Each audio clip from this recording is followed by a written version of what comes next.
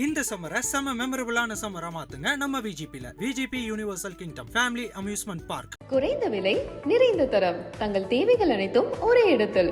ஜெயச்சந்திரன். கலக்கலான hospital drama Hotstar specials heart beat இப்போது உங்கள் டிஸ்னி பிளஸ் ஹாட் ஸ்டாரில். மனச்சம்பல் புரட்சி தலைவர் எம்ஜிஆர் அவர்களையும் இதயம் புரட்சி தலைவி அம்மா அவர்களையும் வணங்கி நடைபெறுகின்ற நாடாளுமன்ற பொதுத் தேர்தலில் கழகத்தின் சார்பாக கூட்டணி கட்சியுடைய சார்பாக போட்டியிடும் வேட்பாளர்களை அறிமுகம் செய்து தேர்தல் பிரச்சார கூட்டத்தை இன்றைய தினம் நம் கூட்டணி சார்பாக துவக்கி இருக்கின்றோம். இந்த தேர்தல் பிரச்சார பொதுக்கூட்டத்திலே கலந்து கொண்டு சிறப்பித்துக் கொண்டிருக்கின்ற தேசிய முற்போக்கு திராவிட கழகத்தினுடைய பொதுச் செயலாளர் மதிப்புக்கும் மரியாதைக்கும் உரிய திருமதி பிரேமலதா விஜயகாந்த் அவர்களே, இந்த நிகழ்ச்சியிலே கலந்து கொண்டு சிறப்பித்துக் கொண்டிருக்கின்ற கழகத்தினுடைய அவைத்தலைவர் அவர்களே, துணை பொதுச் செயலாளர்களே, பொருளாளர் அவர்களே, தலைமை செயலாளர்களே, கழக அமைப்பு செயலாளர்களே, மேடையிலே வீட்டுகின்ற கழகத்தினுடைய பல்வேறு பொறுப்புகளை வைக்கின்ற நிர்வாகிகளே, இந்த நிகழ்ச்சியிலே பங்கு பெற்று சிறப்பித்துக் கொண்டிருக்கின்ற மரியாதைக்குரிய அகில இந்திய பார்வர்ட் பிளாக் கட்சியின் மாநில பொதுச் செயலாளர் முன்னாள் எம்எல்ஏ கதிரவன் அவர்களே, தேசிய முற்போக்கு திராவிட கழக துணை பொதுச் செயலாளர் திரு எல்.கே. சுதீஷ் அவர்களே, புதிய தமிழகம் கட்சியுடைய நிறுவன தலைவர் அண்ணன் டாக்டர் கே. கிருஷ்ணசாமி அவர்களே, எஸ்டிபி கட்சியினுடைய மாநில தலைவர் திரு நெல்லை முபாரக் அவர்களே,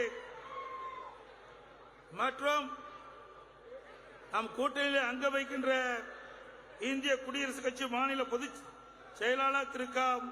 மகாபிள்ளை அவர்களே, மனிதநேய ஜனநாயக கட்சியின் பொதுச் செயலாளர் திரு எஸ். ஹாரூன் ரஷீத் அவர்களே, பெருந்தலைவர் மக்கள் கட்சியுடைய தலைவர் என்.ஆர். தனபாலன் அவர்களே, தமிழ் மாநில முஸ்லிம் லீக் கட்சியுடைய தலைவர் திரு ஷேக் தாவூத் அவர்களே, மற்றும் இந்த சிறப்பான நிகழ்ச்சிக்கு முத்தாக விலகிக் கொண்டிருக்கின்ற திருச்சி மாவட்டத்தினுடைய மாவட்ட கழக செயலாளர்கள், அறிவு சகோதரர் முன்னாள் அமைச்சர் பரஞ்சோதி அவர்களே, அறிவு சகோதரர் முன்னாள் எம்பி குமார் அவர்களே, மாநகர மாவட்ட செயலாளர் திரு சீனிவாசன் அவர்களே, மரியாதைக்குரிய முன்னாள் அமைச்சர் எஸ். வளர்மதி அவர்களே, முன்னாள் எம்பி ரத்னவேலு அவர்களே, முன்னாள் கொறடா மனோகரன் அவர்களே, மற்றும் நிகழ்ச்சியிலே பங்கு பெற்று சிறப்பித்துக் கொண்டிருக்கின்ற திருச்சி மாவட்டத்தைச் சேர்ந்த பல்வேறு பொறுப்புகளை வைக்கின்ற நிர்வாகிகளே, வரிந்து மேடையிலே அமர்ந்திருக்கின்ற நாடாளுமன்ற உறுப்பினர்களே, சட்டமன்ற உறுப்பினர்களே, முன்னாள் நாடாளுமன்ற சட்டமன்ற உறுப்பினர்களே, உங்களுடைய ஆதரவோடு எதிர்காலத்திலே நாடாளுமன்ற உறுப்பினராக வர இருக்கின்ற அருமை சகோதரர்களே, இடைத்தேர்தலில் போட்டியிடுகின்ற சகோதரி அவர்களே, மற்றும் நிகழ்ச்சியிலே பங்கு பெற்று சிறப்பித்துக் கொண்டிருக்கின்ற கழக உடன்பிறப்புகளே, கூட்டணி கட்சியைச் சேர்ந்த தேசிய முற்போக்கு திராவிட கழகத்தைச் சேர்ந்த நிர்வாகிகளே, புதிய தமிழகத்தை கட்சியைச் சேர்ந்த நிர்வாகிகளே, எஸ்டிபிஐ கட்சியைச் சேர்ந்த நிர்வாகிகளே, அகில இந்திய பார்வர்ட் பிளாக் கட்சியைச் சேர்ந்த நிர்வாகிகளே, மற்றும் தோழமை கட்சியினுடைய நிர்வாகிகளே, தொண்டர்களே, அனைவருக்கும் என்னுடைய முதற்கண் நன்றி கலந்த வணக்கம். பத்திரிகையாளர்களுக்கும் ஊடக நண்பர்களுக்கும் என்னுடைய முதற்கண் நன்றி கலந்த வணக்கம். இன்றைய தினம் அனைத்து இந்திய அண்ணா திராவிட முன்னேற்ற கழக தலைமையிலே மாபெரும் கூட்டணி, எதிரிலே திராவிட முன்னேற்ற கழக தலைமையிலே ஒரு கூட்டணி, மற்றொரு அணி பாரதிய ஜனதா தலைமையிலே ஒரு கூட்டணி. இந்த தேர்தலிலே 3 பிரதான கட்சிகள் தேர்தலை சந்திக்கின்றன. ஒன்று அனைத்து இந்திய அண்ணா திராவிட முன்னேற்ற கழகம், மற்றொன்று திமுக, இன்னொன்று பாரதிய ஜனதா கட்சி. ஆனால் தேர்தலிலே போட்டி என்று வருகிற பொழுது அண்ணா திமுகவா திமுக தான் என்பதை இந்த நாடு அறியும், தமிழ்நாடு மக்கள் அறிவார்கள். இன்றைக்கு பொன்மனச்சம்பல் புரட்சி தலைவர் எம்ஜிஆர், இதே புரட்சி தலைவி அம்மா அவர்கள் ஆசியோடு உங்களுடைய ஆதரவோடு நம்முடைய வேட்பாளர்கள் போட்டியிடுகின்றார்கள். கூட்டணி கட்சி சேர்ந்த வேட்பாளர் போட்டியிடுகின்றார்கள். விளவங்கோடு சட்டமன்ற இடைத்தேர்தலே சகோதரி போட்டியிடுகின்றார். ஆக பாண்டிச்சேரியிலே கழக பொறுப்பாளர் போட்டியிடுகின்றார். ஆக தமிழகத்திலே 39 நாடாளுமன்றம், பாண்டிச்சேரி ஒன்று, இடைத்தேர்தல் சட்டமன்றம் ஒன்று, அனைத்து இடங்களிலும் நம்முடைய கழக வேட்பாளரும் கூட்டணி வேட்பாளரும் வெற்றி பெற அரும்பாடுபட வேண்டும். எறும்பை போல தேனீக்களை போல சுறுசுறுப்பாக பாடுபட்டு நம் கூட்டணியில் அங்கம் வைக்கின்ற கட்சியை நம்முடைய வேட்பாளராக கருதி அவர்களை வெற்றி பெற செய்ய வேண்டும். நம்முடைய கூட்டணியில் அங்கம் வைக்கின்ற எல்லா கட்சியுமே வெற்றி பெறுகின்ற சூழ்நிலையை நீங்கள் உருவாக்கி காட்ட வேண்டும். இன்றைய தினம்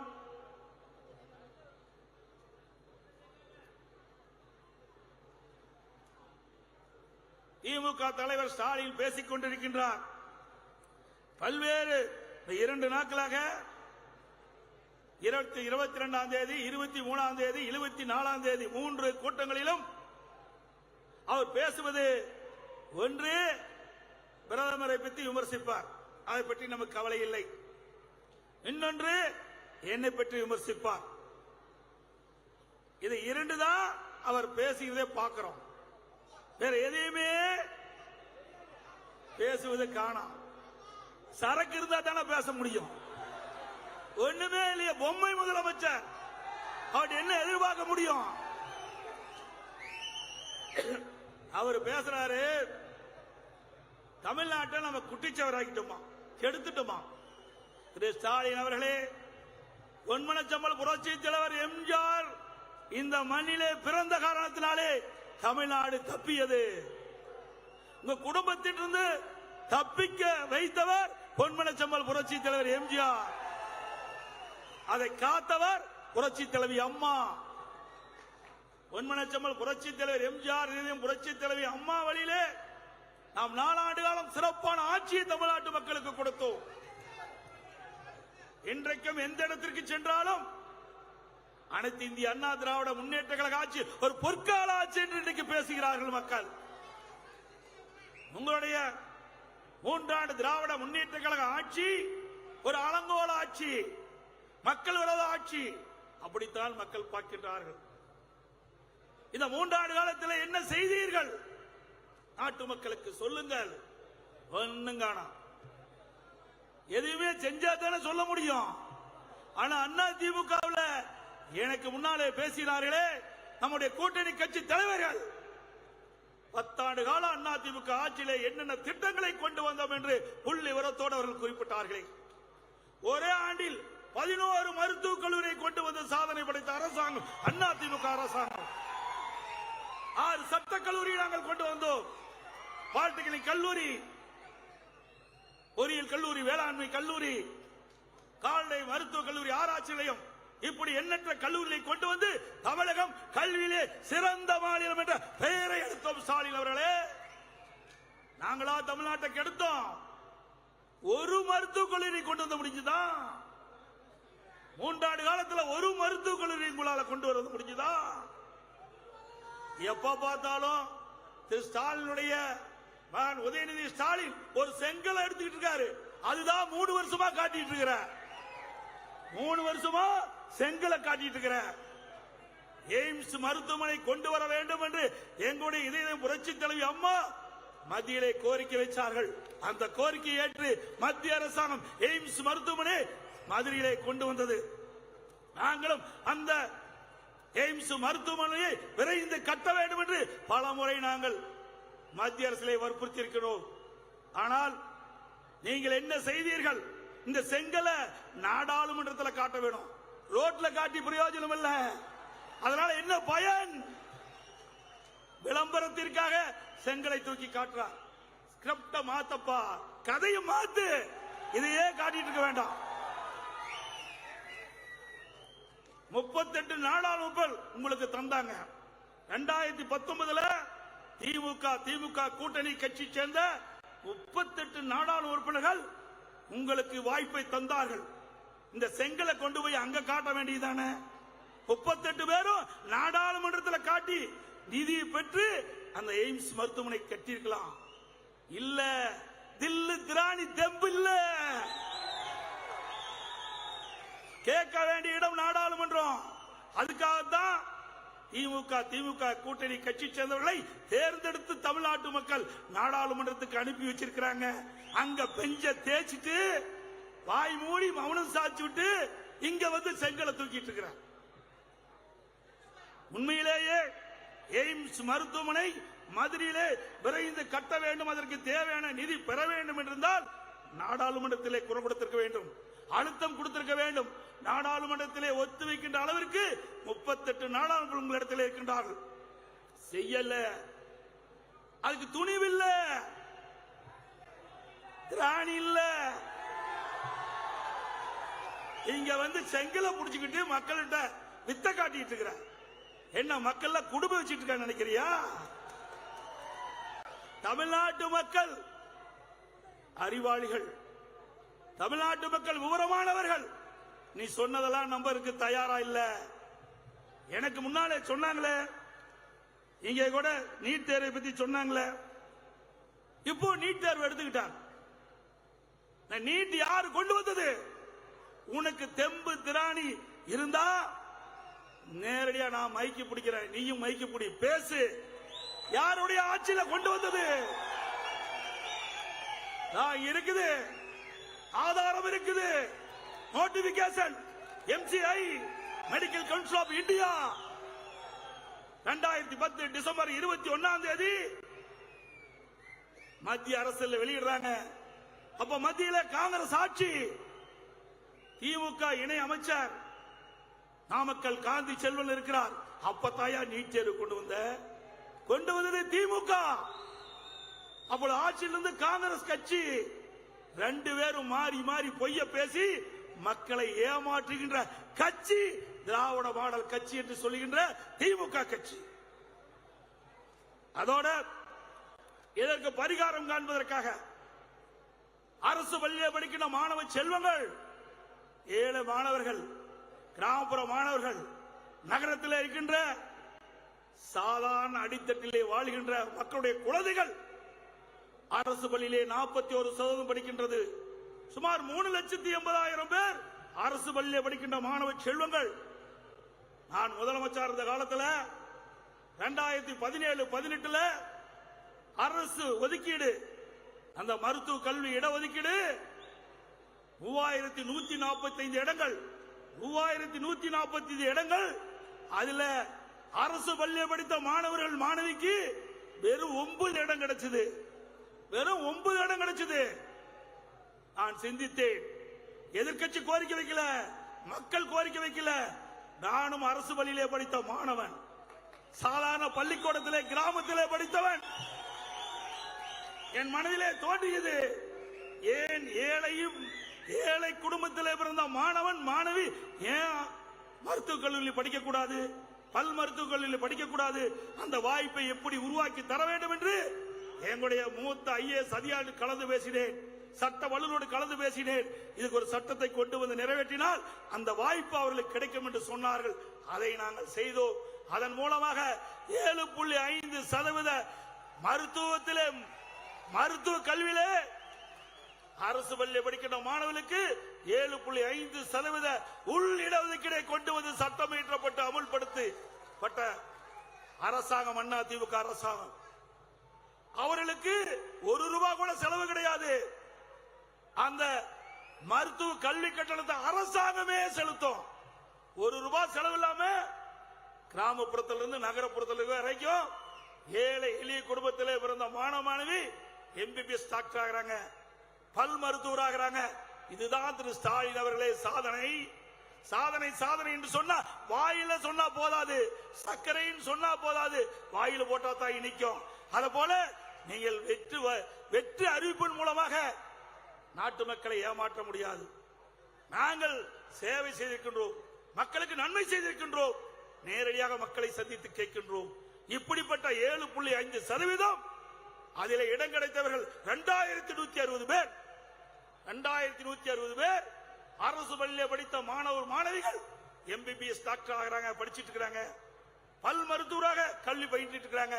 இப்படிப்பட்ட சாதனையை படைத்த அரசாங்கத்தை பற்றி 10 ஆண்டு காலம் கெடுத்து விட்டு என்று சொல்லிருக்கு வாய் கூசாமல் பேசுகிறீர்கள். ஒரு சாதனையாவது இந்த நாட்டு மக்களுக்கு நீங்கள் படைத்திருக்கின்றீர்களா? சொல்லுங்க பார்க்கலாம். அதோடு இன்றைய தினம் எனக்கு முன்னாலே பேசினார்கள், ஆட்சி மத்தியில ஆட்சி அதிகாரத்துக்கு வர வேணும். அது ஒரு குடும்ப கட்சி, கார்ப்பரேட் கம்பெனி. அந்த கம்பெனியில மத்தியில் ஆட்சி அதிகாரத்துக்கு வந்து அங்கேயும் கொள்ளையடிக்க வேணும், இங்கேயும் கொள்ளையடிக்க வேணும். அதற்கு ஆட்சி அதிகாரம் தேவை. அதுக்கு தான் எவ்வளவு கஷ்டப்பட்டு இன்றைக்கு ஸ்டாலின் பேசிக் கொண்டிருக்கின்றார். இன்னொன்னையும் சொல்றார்,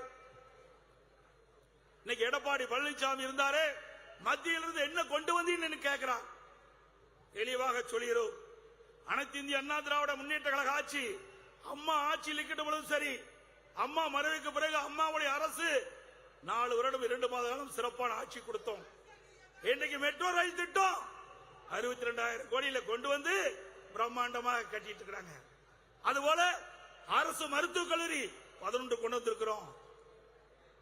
அது மட்டும் இல்லாமல் நிறைய நடந்தாய்வாளி காவிரி திட்டம் கிடப்புல போட்ட, மேட்டூரிலிருந்து வெளியேறுகின்ற நீர் கடலிலே கலக்கின்ற வரை நன்னீராக கலக்க வேண்டும். இடையிலே நகரத்திலிருந்து வெளியேறுகின்ற அசுத்த நீர் நதியிலே கலங்கி நதி வீணா போகிறது. குடிப்பதற்கு கூட காவிரி தண்ணீர் லாக்கற்ற நிலையில இருக்கின்றது. அதை எண்ணி நடந்தாய்வாளி காவிரி திட்டத்தை கொண்டு வந்து அதிமுக அரசாங்கம் அதையும் கிடப்புல போட்டுட்ட. முக்கொம்புல நாங்க தான் கட்டிக்கிறோம் தடுப்பணை. இன்றைக்கு ஆதனூர் குமாரமங்கலம் தடுப்பணை கட்டிக்கிறோம், நஞ்சை புகழர்ல தடுப்பணை கட்டிக்கிறோம். எங்க பார்த்தாலும் சாலை பாலங்கள் எல்லாம் அதிமுக ஆட்சி. அவருக்கு ஏதாவது கண்ணு சரிய தெரியலையாட்டு திரு ஸ்டாலினுக்கு. தெரிஞ்சிருந்தா அப்படி பேசிருக்க வேண்டிய அவசியமே இல்ல. இன்னொன்னு சொல்றார், கடந்த மாசம் ஜூன் மாசம் மேட்டூருக்கு வந்து ஸ்டாலின் தண்ணி திறந்தார். டெல்டா பகுதியில் இருக்கிற மக்கள் குறுவை சாகுபடி செய்ய வேண்டும் என்று தண்ணீரை திறந்தார். அப்ப மேட்டூர்ல பேட்டி கொடுக்கும்போது சொன்னார், நான் டெல்டா காரன் வீரவசனம் பேசினார். வீரவசனம் பேசி தண்ணி திறந்துட்டீங்க, விவசாயிகள் அதை நம்பி 5.5 லட்சம் ஏக்கர்ல குறுவை சாகுபடி செஞ்சுட்டாங்க. ஆனா இடையில தண்ணி பத்தல. 3 லட்சம் ஏக்கர் தண்ணி இல்லாம காஞ்சி கருகி போச்சு. அந்த காலகட்டத்தில் இந்தியா கூட்டணி அமைக்கிறாங்க. பெங்களூர்ல முதல் கூட்டம் நடக்குது. அதுல திரு ஸ்டாலின் கலந்து கொள்ள போறார். அப்போ அந்த நீர்ப்பாசனத்துறை அமைச்சர் வரவேற்றுட்டு போறாரு ஸ்டாலின. முதலமைச்சர் வரவேற்கிறாங்க, கர்நாடக முதலமைச்சர், கர்நாடக நீர்வளத்துறை அமைச்சரும் கர்நாடக முதலமைச்சர் வரவேற்கிறாங்க. அந்த நேரத்தில் எங்களுடைய டெல்டா பகுதியில் விவசாயிகள் என்னை நம்பி, எங்களுடைய அரசாங்கத்தை நம்பி இன்றைக்கு குறுவை சாகுபடி செய்திருக்கின்றார்கள். காய்கின்ற நிலை ஒரு 10 டிஎஸ்பி தண்ணி எங்களுக்கு கொடுக்க வேண்டிய தண்ணீர்ல ஒரு 10 டிஎஸ்பி தண்ணி நீங்க உங்களுடைய அணையிலிருந்து திறந்து விட்டா அந்த டெல்டால காய்கிற அந்த குறுவை சாகுபடியை காப்பாற்றிக்கலாம் என்று வேண்டுகோள் வைத்திருந்தால் அவர்களும் திறந்து விட்டுருப்பாங்க. கேட்கல. அவர்களுக்கு அதிகாரம் தான் முக்கியம், நாட்டு மக்கள் முக்கியம் அல்ல. அதனால 3 லட்சம் ஏக்கர் காய்ந்து கருகி வீணா போச்சு. அந்த விவசாயி வடிக்கின்ற கண்ணீர் இந்த தேர்தலிலே தோல்வி உங்களுக்கு கொடுக்கும். ரத்தத்தை வீரியாக செஞ்சு அந்த விவசாயி உழைத்து அந்த பயிர் நடவு செஞ்சு அவர் கண்ணெதிரே அந்த பயிர் காய்கின்ற பொழுது எப்படி துடிதுடித்திருப்பார் என்று எண்ணி பார்க்க வேண்டும். அதெல்லாம் ஈர நெஞ்சம் கிடையாதவர்களுக்கு. அது மட்டுமல்ல, அவர்களுக்கு இழப்பீடு தான் கொடுத்தியா, அதுவும் இல்ல. அதிமுக ஆட்சி இருக்கின்ற வரை ஒவ்வொரு ஆண்டும் பயிர் காப்பீட்டு திட்டத்தில் குறுவை சாகுபடியை இடம்பெற செய்வோம். அப்படி ஏதாவது இயற்கை சீற்றத்தால் வறட்சியால் பயிர் பாதிக்கப்பட்டா ஒரு ஹெக்டருக்கு 84,000 ரூபாய் வாங்கி கொடுத்தோம். ஆனா திரு ஸ்டாலினுடைய ஆட்சியில, திராவிட மாடல் ஆட்சியில குறுவை சாகுபடி பயிருக்கு அங்க பயிர் காப்பீட்டு திட்டத்துல சேர்த்துல, அதனால அந்த இழப்பீட்டு தொகை விவசாயிகளுக்கு கிடைக்கல. அது கூட விட்டுருங்க. SDRF மாநில பேரிடர் நிவாரண நிதி, அதுல இருந்து அதிமுக ஆட்சியில் 20,000 ரூபாய் கொடுத்தேன். நான் ஒரு விவசாயி என்ற காரணத்தினாலே விவசாயி படுகின்ற துன்பங்கள், துயரங்கள், வேலை எல்லாம் அனுபவிச்சவன். அதனால நான் 20,000 ரூபாய் விவசாயிகள் பயிர் பாதிக்கின்ற பொழுது கொடுத்தோம். ஆனா உங்களுடைய ஆட்சியில 13,500 ரூபாய் கொடுத்தீங்க. அதுவும் மத்திய அரசு NDRF தேசிய பேரிடர் நிவாரண நிதி 17,000 ரூபாய் கொடுக்க சொல்லுது. இங்க இருக்கிற முதலமைச்சர் 13,500 ரூபாய் கொடுக்கிறார். இவர் விவசாயி பத்தி பேசுறார். இன்றைக்கு பேசுகின்ற பொழுது விவசாயி எடப்பாடி பழனிசாமி விவசாயி என்று சொல்லிக்கொண்டு பச்சை துண்டை போட்டுக்கொண்டு பச்சை போய் பேசுகிறார் என்று. யார் பச்சை போய் பேசுவது சொல்லுங்க? யாரு? நானா? ஸ்டாலினா? ஸ்டாலின் அவர்களே, விவசாயிகளுக்கு எங்களுடைய ஆட்சி எண்ணற்ற திட்டங்களை நாங்கள் கொண்டு வந்து சாதனை படைத்திருக்கின்றோம். வேண்டுமென்றால் இதே போல மேடை போடுங்க. நீங்க ஒரு மைக்க பிடிங்க, நான் ஒரு மைக்க பிடிக்கிறேன். அதிமுக ஆட்சியில விவசாயிகளுக்கு என்னென்ன திட்டங்களை கொண்டு வந்து நிறைவேற்றப்படும் என்று சொல்கிறேன். இதே டெல்டா பாசனம் இந்த பகுதியெல்லாம் திருச்சி, தஞ்சாவூர், நாகப்பட்டினம், புதுக்கோட்டை, மயிலாடுதுறை, திருச்சி இதெல்லாம் டெல்டா பகுதி. இந்த டெல்டா பகுதியில் இருக்கின்ற விவசாயிகள் அச்சத்தில் இருந்தார்கள். தன்னுடைய நிலம் பறிபோய்விடும் என்ற அச்சத்தில் இருந்தார்கள். திரு ஸ்டாலின் முதல் அமைச்சராக இருக்கின்ற பொழுது ஹைட்ரோ கார்பன் அங்கே இருக்கின்ற மீத்தேன் எடுப்பதற்காக புரிந்துணர்வு ஒப்பந்தம் போட்டார். விவசாயியுடைய நிலம் விலை மதிக்க முடியாத நிலம், பொன் விளைகின்ற பூமி, டெல்டா பூமி, முப்போகம் விளைகின்ற பூமி, அதை இந்த ஹைட்ரோ கார்பன் மீத்தேன் எடுப்பதற்காக புரிந்துணர்வு ஒப்பந்தம் போட்ட தலைவர் இன்றைய முதலமைச்சர் திரு ஸ்டாலின். அன்றைக்கு அமைச்சராக இருந்தார். அதே அனைத்து இந்திய அண்ணா திராவிட முன்னேற்றங்களை ஆட்சி வந்தது. நான் முதலமைச்சர் இருந்த காலகட்டத்தில் எல்லா விவசாயிகளும் இடத்திலே கோரிக்கை வைத்தார்கள். எங்களுடைய டெல்டா மாவட்ட அப்பொழுது அமைச்சர்கள், MLAக்கள் கோரிக்கை வைத்தார்கள். எங்களுடைய பகுதி பாலைவனமாகிவிடும், இதை காப்பாற்றுங்கள். விவசாயிகள் அச்சத்திலே உறைந்து போயிருக்கிறார்கள் என்று கோரிக்கை வைத்த உடனே நான் சட்ட ரீதியாக மத்திய அரசை சந்தித்து இன்றைக்கு டெல்டா பாசனத்திலே இப்படிப்பட்ட எந்த திட்டமும் கொண்டு வரக்கூடாது என்பது இன்றைக்கு பாதுகாக்கப்பட்ட வேளாண் மண்டலம் என்ற அற்புதமான சட்டத்தை கொண்டு வந்து நிறைவேற்றினேன். எங்களுடைய ஆட்சி திறமையான ஆட்சி என்பதற்கு சான்று. இதை விட என்ன வேணும் திரு ஸ்டாலின் அவர்களே? 10 ஆண்டு காலத்தில் இன்றைக்கு ஆட்சியை கெடுத்து விட்டீர்கள், தமிழ்நாட்டை கெடுத்து விட்டு என்று சொன்னீர்களே. நாங்களா தமிழ்நாட்டை கெடுத்தோம்?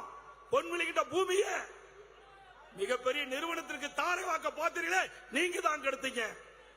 அது மட்டுமல்ல, இன்றைக்கு மேகதாது, இன்றைக்கு காவிரியில வருகின்ற தண்ணீரை மேகதாது என்ற இடத்திலே அங்கே ஒரு அணை கட்டி தண்ணீரை தேக்க கர்நாடக அரசு துடித்துக் கொண்டிருக்கின்றது. கிட்டத்தட்ட ஒரு வாரத்திற்கு முன்பு நீர்ப்பாசனத்துறை அமைச்சர் சொல்கிறார், ஒரு சொட்டு தண்ணீர் கூட தமிழ்நாட்டுக்கு கொடுக்க மாட்டேன் என்று. அங்கே இருக்கின்ற முதலமைச்சர் சொல்கிறார், மேகதாதுலே அணை கட்டிய தீர்வு என்று சொல்கிறார். நம்முடைய தமிழ்நாடு முதலமைச்சர் திரு ஸ்டாலின் வாயே திறக்கல, வாயே திறக்கல. இன்றைக்கு தமிழ்நாட்டுக்கும் தமிழ்நாட்டு விவசாயிகளுக்கும் துரோகம் செய்கின்ற திரு ஸ்டாலினுக்கு வருகின்ற நாடாளுமன்ற தேர்தலில் தகுந்த பதிலடி கொடுக்கப்பட வேண்டும். இதே அதிமுக அரசாங்கம் இருக்கின்ற பொழுது இப்படிப்பட்ட பிரச்சனை வந்தது. உடனடியா உச்ச நீதிமன்றத்தில் நீதிமன்ற அவமதிப்பு வழக்கை தொடர்ந்து மேகதாதுல அணை கட்டுவதை தடுத்து நிறுத்திய அரசாங்கம் அதிமுக அரசாங்கம். அது மட்டுமல்ல, இன்னும் சொல்றார், மத்தியிலிருந்து என்ன நிதியை பெற்றீங்க என்று சொல்றார். அதிமுக ஆட்சியில மத்தியிலிருந்து என்ன நிதியை பெற்றீங்கன்னு 12 ஆண்டு காலம் மத்தியிலே ஆட்சியில இடம்பெற்றிருந்தது திமுக, காங்கிரஸிலே இடம்பெற்றிருந்தாங்க, பிஜேபியில இடம்பெற்றிருந்தாங்க. 1999 பாரதிய ஜனதாவோட கூட்டணி வைத்து 5 ஆண்டு காலம் அமைச்சராக இருந்து அதிகாரத்தில் இருந்து அனுபவித்தவர் திமுக கட்சி. உடனடியா காங்கிரசுக்கு போனாங்க. அங்க 5 வருஷம் ஆட்சியில் இருந்தாங்க. இப்படி 12 ஆண்டு காலம் மத்தியிலே ஆட்சி அதிகாரத்தில் இருந்தபோது தமிழ்நாட்டிற்கு என்ன கொண்டு வந்தீர்கள்? அதுவும் தமிழ்நாட்டை சேர்ந்த காங்கிரஸ் கட்சியை சேர்ந்த ஒருவர் நிதியமைச்சராக இருக்கின்றார். அவரை முறையாக அணுகி தமிழ்நாட்டிற்கு இன்னின்ன திட்டத்திற்கு இவ்வளவு நிதி வேண்டும் என்று நீங்கள் கேட்டிருந்தால் கிடைத்திருக்கும். அதுவும் செய்ய தவறிவிட்டீர்கள். ஆக தமிழ்நாட்டிற்கு துரோகம் செய்த கட்சி திமுக கட்சி. ஆக ஆட்சி அதிகாரத்தில் மத்தியில் இருக்கின்ற பொழுது நீங்கள் எதையுமே செய்யல. குடும்பத்தான் பார்த்தீங்க. குடும்பத்தில் இருக்கிற உறுப்பினர்கள் தான் அதிகாரத்துக்கு வர வேண்டும் எண்ணினீர்கள். நாட்டு மக்களை பற்றி கவலை இல்லை, கவலைப்படவில்லை. ஆகவே சிந்திக்க வேண்டும். இவர்கள் வேட்பாளர் வெற்றி பெற்று வந்தா நாடாளுமன்றத்தில் என்ன செய்ய போறாங்க?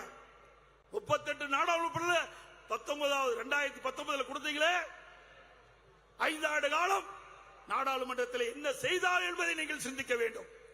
அதே நேரத்தில் அனைத்து இந்திய அண்ணா திராவிட முன்னேற்ற கழக நாடாளுமன்றங்கள் 2014 37 பேர் தேர்ந்தெடுத்தீர்கள் தமிழ்நாட்டின் சார்பாக. அந்த 37 பேர் சிறப்பான முறையிலே நாடாளுமன்றத்திலே பணியாற்றினார்கள்.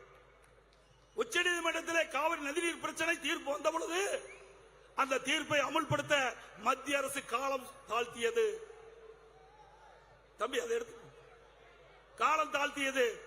உடனடியாக நம்முடைய நாடாளுமன்ற உறுப்பினர் அனைவரும் ஒன்று சேர்ந்து 22 நாட்கள் நாடாளுமன்றத்தை ஒத்தி வைத்த கட்சி அதிமுக கட்சி.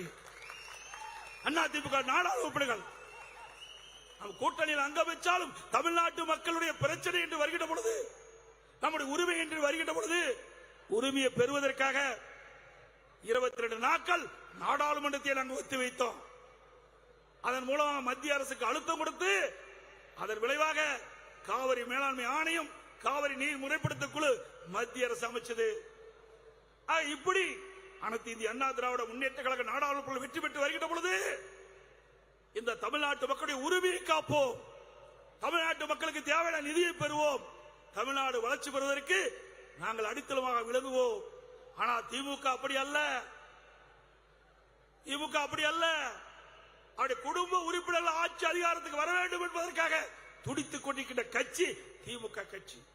எனக்கு முன்னாலே சொன்னார்களே 2G ஸ்பெக்ட்ரம் ஊழல் 1,72,000 கோடி மீண்டும் நீதிமன்றத்தில் தூசி தட்டி எடுத்திருக்கிறாங்க. திகார் ஜெயில் ரெடியா இருக்குது. யாராரு போவான்னு தெரியல. அதே போல இங்க இருக்கிற அமைச்சர்கள் ஊழல் குற்றச்சாட்டிலே தப்பிக்கவே முடியாது. நீதிமன்றத்தில் படிக்கட்டு ஏறி ஏறி இறங்கிட்டு இருக்கிறாங்க. அவர்களும் விரைவாக எங்கே போகணுமோ அங்க போவாங்க. அது மட்டுமல்ல, இங்கே போதைப் பொருள் பற்றி சொன்னாங்க. இன்றைக்கு திமுக கட்சியில அங்கம் வைக்கின்ற ஒரு நபர் ஜாபர் சாதிக் என்ற அந்த சென்னை மேற்கு மாவட்ட அயலக அணி துணை அமைப்பாளர். உலகத்தில் அயலக அணி அவித வச்சிருக்கிறாங்க. இது மாதிரி கடத்தலுக்கு வச்சிருப்பாங்க போல இருக்குது. எந்த கட்சியிலாவது அயலக அணியில் வச்சிருக்கிறாங்களா? அப்படி ஒரு பேரை வச்சு அதுக்கு ஒரு பொறுப்பாளரை போட்டு அந்த பொறுப்பாளர் வெளிநாட்டுக்கு போதைப் பொருள் கடத்திட்டு இருக்கார். பல ஆண்டு காலமாக பல ஆயிரம் கோடிக்கு போதைப் பொருள் கடத்தி இருக்கிறார். தமிழ்நாடு போதைப் பொருள் மாநிலமாக மாறுவதற்கு காரணம் திமுக நிர்வாகிகள். இன்னும் சொல்ல போனா 2022-23 மதுவிலக்கு ஆயத்தீர்வை கொள்கை விளக்க குறிப்பில் பக்கம் 22 திரு ஸ்டாலின் சட்டமன்றத்திலே தாக்கல் செய்தது. பள்ளிக்கு அருகில கல்லூரிக்கு அருகில கஞ்சா விற்கப்படுகிறது. அதில் கண்டறியப்பட்டவர்கள் 2138 பேர் கஞ்சா விற்பனை செய்ததாக பள்ளிக்கு கல்லூரிக்கு அருகிலே 2038 பேர் ஸ்டாலின் வெளியிட்டிருக்காரு. அதுல கைது செஞ்சது 148 பேர். மற்றவர்கள் எங்கு போனாங்க? கஞ்சா வச்சாலும் குற்றம், விற்றாலும் குற்றம், கொண்டு போனாலும் குற்றம். அப்படி இருக்கின்ற பொழுது திரு ஸ்டாலினே கொள்கை விளக்க குறிப்பில் குறிப்பிட்டிருக்கார். 2138 பேர் கஞ்சா வைத்திருக்கிறார் கண்டுபிடிக்கப்பட்டு சொன்னா ஏன் கைது பண்ணல? எல்லாம் திமுக காரன். அவர் எங்க போய் கைது பண்றது? எங்க போதைப் பொருளை போய் தடுக்கிறது? அப்புறம் டிஜிபி இருந்தார், சைலேந்திர பாபு டிஜிபி இருந்தார். அவர் அப்ப அடிக்கடி சொல்லுவார், அந்த கஞ்சா ஆபரேஷன் O2 O3 O4 ஓ போட்டுட்டு ரிட்டையர் ஆகி போயிட்டார். எங்க போய் செஞ்சாக்க கஞ்சாவை கண்டுபிடிச்சாரு. அவர் காலத்துல பத்திரிகையில் பாத்தீங்கன்னா கஞ்சா operation O2 O3 O4 retire ஆகி போனதான் மிச்சம். இப்படி திமுக ஆட்சியில சட்டம் ஒழுங்கு அடுகோடு சீர்குலைந்து விட்டது. எனக்கு முன்னாலே பேசிய கூட்டணி கட்சிகள் தலைவர் சொன்னதை போல தினந்தோறும் கொலை, கொள்ளை, திருட்டு, வழிப்பறி, பாலியல் வன்கொடுமை நடக்காத நாளே இல்ல. அப்படிப்பட்ட ஒரு அவல ஆட்சியை செய்கின்ற திரு ஸ்டாலின் அண்ணா திமுக ஆட்சியை பத்தி குறை சொல்றார். திரு ஸ்டாலின் அவர்களே, உங்களுடைய ஆட்சியில் என்னென்ன செஞ்சார் என்பதை நாட்டு மக்கள் அறிவார்கள். அது மட்டுமல்ல, தேர்தல் பத்திரம் 656 கோடிக்கு வாங்கி இருக்கிற 3 ஆண்டுல 2021 22 23 3 ஆண்டுல 656 கோடி தேர்தல் பத்திரத்தை அதிகமா வாங்கினது தமிழ்நாட்டில் திரு ஸ்டாலின் குடும்பம். நீங்க எங்களை பத்தி ஊழல் பத்தி பேசுறதுக்கு என்ன அருகதி இருக்குது? இதெல்லாம் 2026 அண்ணா திமுக ஆட்சி மலரும். உப்ப தின்றவன் தண்ணி குடித்தே தீர வேண்டும். அது மட்டுமல்ல, இப்பொழுது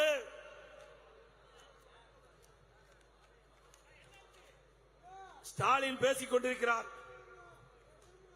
அனைத்து இந்திய அண்ணா திராவிட முன்னேற்ற கழக நிர்வாகி மீதும் தொண்டர் மீதும் கூட்டணி கட்சி சேர்ந்த நிர்வாகி தொண்டர்கள் மீது பொய் வழக்கு போடுவதாக. திரு ஸ்டாலின் அவர்களே, நாங்கெல்லாம் பொன்விழா கண்ட கட்சி. பொன்மனச்சம்பல் புரட்சி தலைவர் எம்ஜிஆர் இருக்கும் போதும் எவ்வளவு வழக்குகளை சந்திச்சிட்டோம். அம்மா இருக்கும் போதும் எவ்வளவு வழக்குகளை செஞ்சிட்டோம். எவ்வளவு முறை சிறைக்கு போயிட்டு வந்துட்டோம். அதை பற்றி கவலையே இல்லை. நாட்டு மக்களுக்கு நன்மை செய்வதுதான் எங்களுடைய லட்சியம். அதற்காக எத்தனை தியாகம் நாங்கள் செய்ய தயார். ஒன்னு மிரட்டிலாம் எங்களை பணி வைக்க முடியாது. ஸ்டாலின் அவர்களே, நான் நினைச்சிருந்தா 4 ஆண்டு காலம் முதலமைச்சர் இருந்தேன். எத்தனை வழக்குகள் உங்களுடைய இப்ப இருக்கிற அமைச்சர்கள் மீது வழக்கு போட்டுக்க முடியும்? பொறுமையா இருக்கிறான், கவலைப்படாதீங்க. நிறைய ஊழல் பண்ணிருக்காங்க, அத்தனையும் சேகரிச்சு வச்சிருக்கிறேன். 2020 ஆட்சி மலர்கிட்ட பொழுது பாருங்க,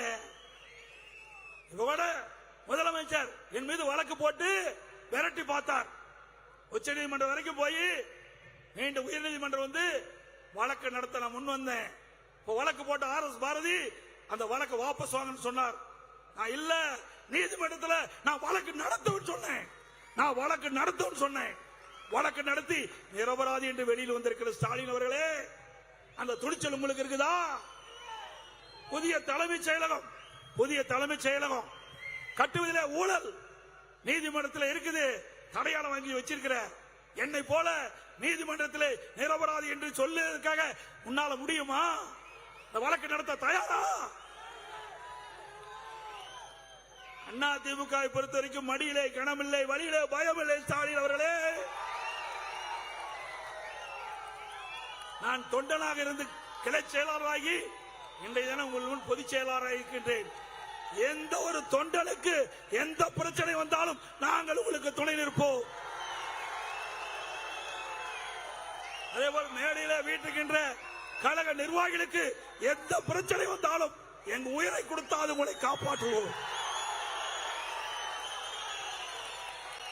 நான் எல்லாவற்றையும் பார்த்துவிட்டு தான் இந்த பதவிக்கு வந்திருக்கின்றேன். ஸ்டாலின் அவர்களே, நான் சிறு வயதிலிருந்து இன்றைக்கு இந்த வயது வரை பல்வேறு சோதனைகளை தாண்டி வந்திருக்கின்றேன். ஸ்டாலின் அவர்களே, உங்களுடைய மிரட்டல் உருட்டலுக்கெல்லாம் நாங்க பயமல்ல, அதுக்கெல்லாம் 5 பேரும் அண்ணா திமுக அல்ல. எங்களிடத்தில் வலிமை இருக்குது, உழைப்பு இருக்கிறது, நம்பிக்கை இருக்கின்றது. ஆகவே வருகின்ற நாடாளுமன்ற தேர்தலில் நாம் வெற்றி பெறுவதற்கு உழைக்கப்பட வேண்டும். அதே போல சிறுபான்மை மக்கள், நம்முடைய தமிழ்நாட்டில் வாழ்கின்ற மக்கள் சிறுபான்மை மக்கள், இந்த மண்ணிலே பிறந்த சிறுபான்மை மக்கள், எவரேனுக்கும் பிரச்சனை வந்தால் நாங்கள் உங்களுக்கு பக்கபலமாக உங்களுக்கு துணை நிற்போம்.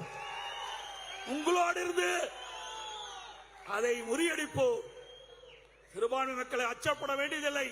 நான் ஓட்டுக்காக சொல்லல, நாங்கள் ஓட்டுக்காக சொல்லவில்லை, மனிதாபிமானத்தோடு சொல்லுகின்றோம். அதிமுகவுக்கு மதமும் கிடையாது, ஜாதியும் கிடையாது. எல்லா மதமும் சமம், எல்லா ஜாதியும் சமம். அப்படித்தான் எங்களுடைய தலைவர்கள் எங்களை வழிநடத்திருக்கின்றார்கள். சிறுபான்மை மக்கள் எதற்கும் அஞ்ச தேவையில்லை. உங்களுக்கு ஒரு பிரச்சனை என்றால் நிச்சயமாக அதிமுக முன்னிற்கும், கூட்டணி கட்சி முன்னிற்கும். இன்றைய தினம் வருகின்ற நாடாளுமன்ற தேர்தல் திமுகவுக்கு மரணடி குடிக்கின்ற தேர்தலாக இருக்க வேண்டும். இந்த தேர்தலோடு திமுக என்ற கட்சி காற்றோடு கரைய வேண்டும்.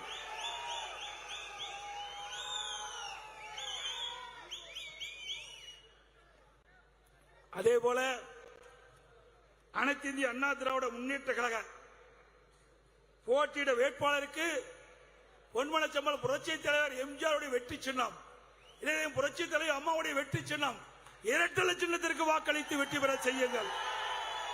நம்முடைய கழக வேட்பாளருக்கு இரட்டலை சின்னம், நம்முடைய தலைவர் கண்டெடுத்த சின்னம், அம்மா வெற்றி கட்டி காத்த சின்னம், இரட்டலை சின்னத்திற்கு வாக்களிங்கள். அதே போல நம் கூட்டணியில் அங்கம் வைக்கின்ற, நம்முடைய கூட்டணியில் அங்கம் வைக்கின்ற தேசிய முற்போக்கு திராவிட கழகம் சார்பாக போட்டியிடும் வேட்பாளருக்கு கேப்டனுடைய வெற்றி சின்னம்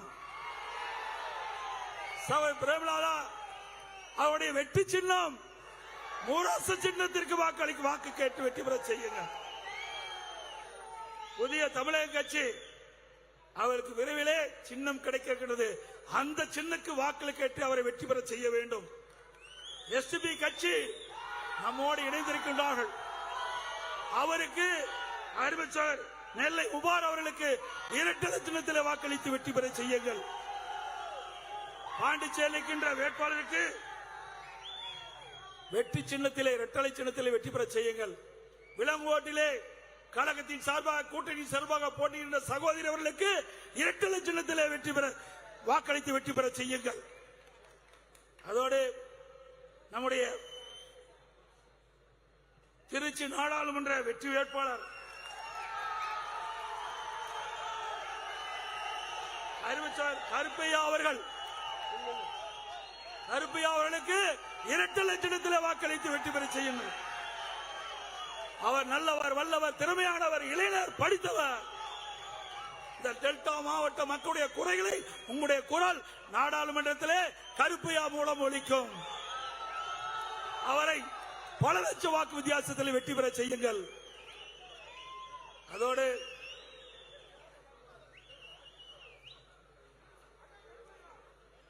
தமிழர் உரிமை மீட்போம், தமிழர் உரிமை மீட்போம், தமிழ்நாடு காப்போம், தமிழர் உரிமை மீட்போம், தமிழ்நாடு காப்போம். நான் சொல்றத அப்படியே திருப்பி சொல்லுங்க, நான் சொல்றத அப்படியே திருப்பி சொல்லுங்க. ஒற்றை விரலால் ஓங்கி அடிப்போம், ஒற்றை விரலால் ஓங்கி அடிப்போம். வாக்களிப்பீர் இரட்டலைக்கு, வாக்களிப்பீர் இரட்டலைக்கு, வாக்களிப்பீர் இரட்டலைக்கு, வாக்களிப்பீர் முரசு சின்னத்திற்கு, வாக்களிப்பீர் முரசு சின்னத்திற்கு, வாக்களிப்பீர் அண்ணன் கிருஷ்ணசாமி அவர்களுக்கு ஒதுக்கப்படும் சின்னத்திற்கு என்று சொல்லி இந்த அரிய வாய்ப்பை கொடுத்த அனைவருக்கும் நன்றி தெரிவித்து விடைபெறுகின்றேன். நன்றி, வணக்கம். இந்த சம்மரை செம மெமரபிளான சம்மரா மாத்துங்க நம்ம விஜிபில. VGP universal kingdom family amusement park. குறைந்த விலை, நிறைந்த தரம், தங்கள் தேவைகள் அனைத்தும் ஒரே இடத்தில். ஜெயச்சந்திரன். கலக்கலான hospital drama, Hotstar specials, heart beat இப்போது உங்கள் டிஸ்னி பிளஸ் ஹாட் ஸ்டாரில்.